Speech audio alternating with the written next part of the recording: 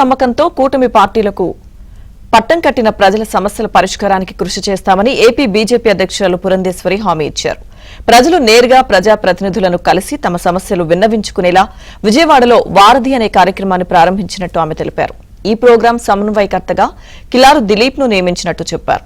2040 నాటికి వికసిత్ భారత్ చూడాలనేది లక్ష్యమని, దీనిలో భాగంగా వికసిత్ ఏపీ కోసం కృషి చేయాలని ఆమె పిలుపునిచ్చారు.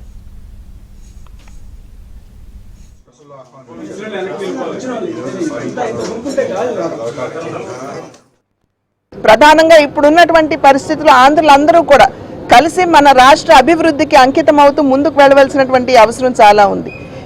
మొన్న జరిగినటువంటి ఎన్నికల్లో ప్రజలు ఒక అనూహ్యమైనటువంటి విజయాన్ని మరి ఎన్డీఏ కూటమికి అందించినటువంటి సందర్భంలో ఇవాళ ప్రజలకి మరియు అటు ప్రభుత్వానికి వారధిగా నిలబడుతూ ఇవాళ భారతీయ జనతా పార్టీలో ఎన్నుకోబడినటువంటి ప్రజాప్రతినిధులందరూ కూడా వారధి అనేటువంటి కార్యక్రమంతో ముందుకు